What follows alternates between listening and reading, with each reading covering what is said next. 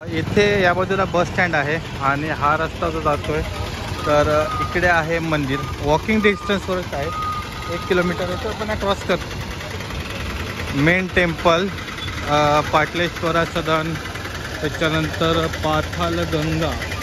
तर इकडून आपण जाऊया, चालतच जायचं आपल्याला. हर हर महादेव. हर हर महादेव. तर आपण आज आलो आहे मल्लिकार्जुन ज्योतिर्लिंगचं दर्शन घेण्यासाठी. तर आत्ता सकाळी आपण आलो 8:30 वाजता. लगेच फ्रेशअप होऊन आपण आता दर्शनासाठी चाललो आहे. तर याच्या आधी तुम्हाला आम्ही ट्रॅव्हलिंगचा व्हिडिओ पूर्ण दाखवला आहे, त्याच्यामध्ये डिटेल माहिती दिलेली आहे, किती खर्च होईल, कसं तुम्ही इकडे यायचं आहे ते.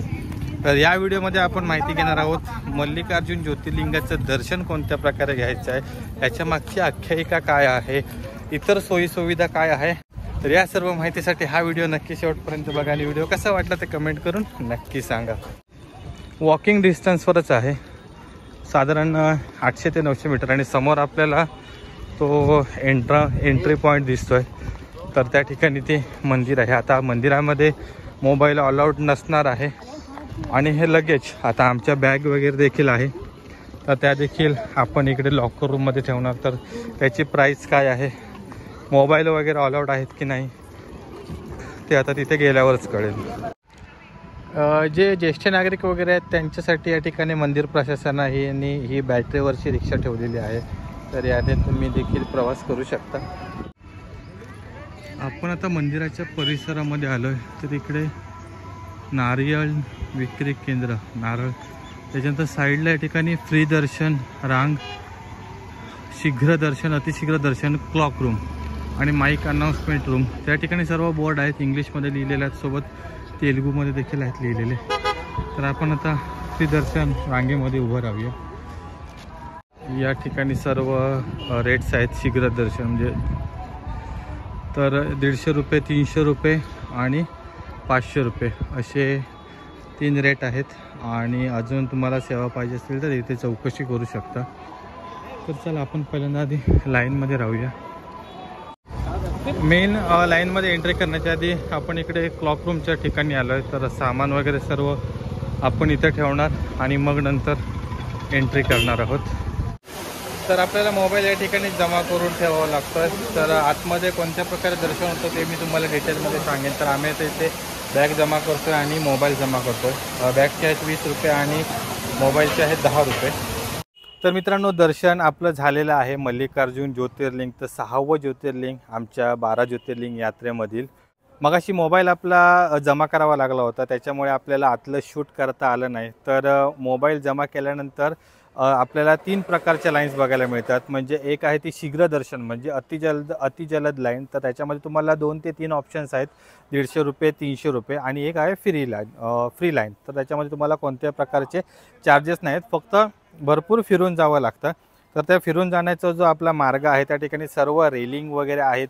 त्या ठिकाणी एका ठिकाणी आपल्याला प्रसाद देखील मिळतो. तर तो प्रसाद खाऊन तुम्ही पुढे जावं लागतं. त्याच्यानंतर या पूर्ण दर्शन रांगामध्ये टॉयलेट, पिण्याच्या पाण्याची व्यवस्था सर्व मंदिरामध्ये आहे. त्याच्यानंतर आपण मंदिराच्या प्रमुख गाभाऱ्यामध्ये प्रवेश करतो. तर मंदिर खूपच सुंदर आहे. म्हणजे त्या परिसरात तुम्ही गेल्यावर पूर्ण जे आपलं जुनं प्राचीन मंदिरं आहेत भारतातील, पूर्ण इतिहासकालीन मंदिरं आहेत, तर तसंच आपल्याला पूर्ण इथे फील येतं. कोणत्याही प्रकारचं रिनोव्हेशन नवीन केलेलं नाही आहे. सध्या जे रिनोव्हेशन चालू आहे ते मंदिराच्या आवाराच्या बाहेरच्या बाजूला आहे. त्या ठिकाणी तो एरिया वाढवण्यात येत आहे. पण जुन्या मंदिराला कोणत्याही प्रकारे धक्का लावलेला नाही आहे. त्याची जी पूर्ण प्राचीन भव्यता आहे ती तशीच ठेवलेली आहे. तर पहिल्यांदा आम्ही गेलो श्री मल्लिकार्जुन ज्योतिर्लिंग याच्या दर्शनाला. तर इथे एक महत्त्वाची गोष्ट की तुम्हाला गाभाऱ्यापर्यंत जाता येत नाही आहे. जे पासची जी लाईन आहे तर त्यांनाच फक्त गाभाऱ्यामध्ये प्रवेश आहे. बाकी फ्री दर्शन जी रांग आहे त्यांना प्रवेश नाही. तर तिथे आपल्याला 3 ते 4 सेकंद फक्त गाभाऱ्यामधील ज्योतिर्लिंगचं दर्शन घेता येतं आणि त्याच्यानंतर मग आपल्याला पुढे जायचं आहे. मग तिथून पुढे आल्यानंतर ब्राह्मरा देवी तर हे मंदिर लागतं. तर त्या मंदिरामध्ये देखील आपल्याला दर्शन घ्यायचं आहे. तिकडे देखील सेम आपल्याला पूर्ण गाभाऱ्यामध्ये जाता येत नाही. गाभाऱ्याच्या बाहेरच उभं राहून मुखदर्शन करता येतं. साधारण 10 ते 12 फुटाचा अंतर आहे. त्याच्यानंतर या पूर्ण मंदिराच्या परिसरामध्ये इथे खूप सारी इतर देवदेवतांची मंदिरं आहेत. पण जे मुख्य मल्लिकार्जुन ज्योतिर्लिंग मंदिर परिसरामधील आहेत त्या ठिकाणी आपल्याला या मंदिरांमध्ये जाता येत नाही, पण भ्रामरा देवीचं जे मंदिर आहे त्याच्या परिसरामध्ये जी छोटी छोटी मंदिर आहे तिकडे आपण व्हिजिट करू शकता, तिकडे दर्शन घेऊ शकता. तिथून बाहेर आल्यानंतर आपल्याला प्रसादाची लाईन आहे, तर तिथे तीर्थ आणि प्रसाद दिला जातो. तर तो प्रसाद घेतल्यानंतर मग आपण बाहेर येतो. तर आता बाहेर या ठिकाणी आपण आलो तर हा तो गेट आहे आणि याच्या बाजूला उजव्या बाजूला या ठिकाणी गार्डन आहे, तर तिकडे आपण बसू शकतो. त्याच्यानंतर मग ती जे एक्झिट करणारा रस्ता आहे त्या ठिकाणी आपल्याला लाडूचा प्रसाद, इतर सर्व प्रसाद, त्याच्यानंतर गाई म्हणजे गाईपासून म्हणजे गाईच्या शेणापासून दुधापासून बनवलेल्या ज्या सर्व वस्तू आहेत त्या आपल्याला या ठिकाणी विकत मिळतात. प्रसाद लाडू तो देखील आपल्याला विकत मिळतो. तर तो प्रसाद वगैरे घेऊन आपण ज्या ठिकाणी आपले बॅग आणि मोबाईल ठेवलेले आहेत तिथे आपल्याला परत जायचं आहे. या मंदिर परिसरामध्ये कुठेही मोबाईल आणि बॅग अलाउड नाही आहे. जर तुमचं पॉकेट असेल त्यामध्ये पैसे असतील तरच ते फक्त आतमध्ये अलाउड आहे, बाकी कोणत्याही प्रकारच्या वस्तू अलाउड नाही आहेत. तर आम्ही अगदी गॉगल, त्याच्यानंतर सर्वच ज्या आमची छोटी बॅग होती त्याच्यामध्ये आमचं वॉलेट वगैरे होतं, मोठी बॅग होती, ते सर्व आम्ही तिथे जमा केलेले. त्याचे आमच्याकडून 20 रुपये घेण्यात आले पर बॅगचे आणि मोबाईलसाठी 10 रुपये. तर आम्ही 3 मोबाईल होते त्यासाठी 30 रुपये आणि आमच्या 2 बॅग होता त्यासाठी आम्ही 40 रुपये पे केले. तर मल्लिकार्जुन ज्योतिर्लिंगच्या दर्शनाला आम्ही आलो तर इकडे आम्हाला एक गोष्ट अनुभवायला मिळाली की फ्री दर्शन रांगामध्ये आम्ही फक्त 15 मिनिटांमध्ये दर्शन करून मंदिराच्या बाहेर आलो. त्याच्यासाठी आम्हाला 150, 300, 200 रुपये देण्याची काही गरज वाटली नाही.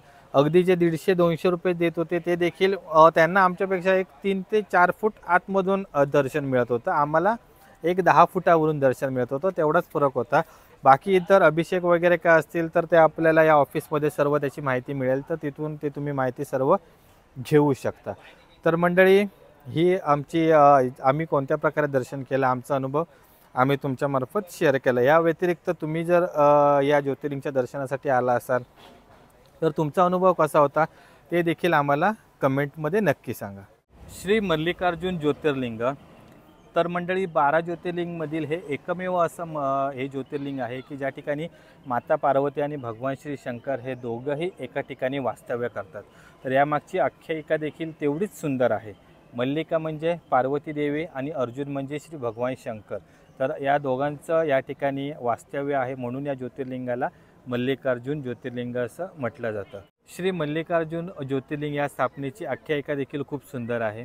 तर ती आख्यायिका अशी आहे की ज्यावेळी भगवान श्री कार्तिकेय आणि श्री गणेश यांच्या विवाहाचा योग आला तर त्यावेळी दोघांनाही एक अट घालण्यात आली की सर्वात पहिले जो विश्वभ्रमंती पूर्ण करेल त्याचा विवाह पहिल्यांदा करण्यात येईल. तर भगवान कार्तिकेय हे आपल्या मयूर वाहनावर बसून विश्वभ्रमंतीसाठी निघाले, पण श्री गणेश म्हणजे आपले गणपती बाप्पा जी बुद्धीची देवता आहे त्यांचं वाहन मूषक, तर मूषकांवर बसून भगवान कार्तिकेयाच्या आधी संपूर्ण विश्वभ्रमंती ही होऊ शकत नाही. मग बुद्धीची देवता असणाऱ्या गणपती बाप्पांनी एक शक्कल लढवली. आपले आई वडील हेच आपले पूर्ण विश्व, पूर्ण जग ही व्याख्या मनात धरून त्यांनी भगवान श्री शंकर आणि भगवान श्री गणेश यांच्या भोवतीच प्रदक्षिणा मारून त्यांनी त्यांची विश्वभ्रमंती पूर्ण केली. परंतु ज्यावेळी भगवान कार्तिकेय हे विश्वभ्रमंती करून आले त्यांना या गोष्टीचा राग आला, कारण ते पूर्ण विश्वभ्रमंती करून येऊन भगवान गणपती बाप्पांनी फक्त शंकर पार्वतींच्या भोवती प्रदक्षिणा करून तो टास्क पूर्ण केलेला होता. या पणमुळे साहजिकच रिद्धिसिद्धीसोबत गणपती बाप्पांचं लग्न विवाह करण्यात आला. ज्यावेळी श्री कार्तिकेय हे विश्वभ्रमंती करून आले तर त्यांना या गोष्टीचा राग आला, आई वडिलांचा म्हणजे आपल्या श्री शंकर पार्वती यांचा राग आला आणि हा राग मनात धरून ते क्रौंच पर्वतावर आले. आपल्या मुलाला या गोष्टीचा राग आला तर त्याची मनधरणी करण्यासाठी भगवान श्री शंकर आणि माता पार्वती हे देखील त्यांच्या मागून क्रौंच पर्वतावर आले. तर ते क्रौंच पर्वतावर आलं असं समजताच परत कार्तिकेय यांनी आपला स्थान बदलून ते श्रीशैलम पर्वतावर आले. सेम परत श्रीशैलम पर्वतावर भगवान श्री शंकर आणि माता पार्वती हे देखील आले. तर फायनली श्री शंकर, महादेव शंकर आणि पार्वती तर हे भगवान कार्तिकेय यांची मनधरणी करण्यात यशस्वी झाले. पण श्री कार्तिकेय यांनी एक अट घातली की तुम्ही या श्रीशैलम पर्वतावर ज्योतिर्लिंग स्वरूपात स्थापन व्हायचं आहे. ही अट मान्य करून महादेव आणि माता पार्वती यांनी या ठिकाणी वास्तव्य करण्याचा निर्णय घेतला आणि ते ज्योतिर्लिंग स्वरूपात या ठिकाणी स्थापन झाले. तर त्यावेळीपासून या ठिकाणी हे मल्लिकार्जुन ज्योतिर्लिंग स्थापन आहे. दर्शन घेऊन आपण आता प्रसाद मिळतोय का ते बघूया. तर इकडे सर्व गंध आहेत, त्याच्यानंतर दोरे वगैरे सर्व ही दुकान आहेत. हे हातात घालण्याची सगळी ब्रेसलेट्स वगैरे आहेत. आणि इकडे पूर्ण हा जो परिसर आहे हा पूर्ण त्या सर्व वस्तूंनी भर. हे पण हे प्रसाद इकडे या बघतो जरा काय काय आहे. तर मित्रांनो, मल्लिकार्जुन ज्योतिर्लिंगाविषयीची ही माहिती तुम्हाला कशी वाटली ती कमेंट करून नक्की सांगा. व्हिडिओ आवडला तर व्हिडिओला एक लाईक करा, त्याचसोबत आपल्या चॅनलला नक्की सबस्क्राईब करा. भेटू पुढच्या ज्योतिर्लिंग यात्रेमध्ये, तोपर्यंत काळजी घ्या.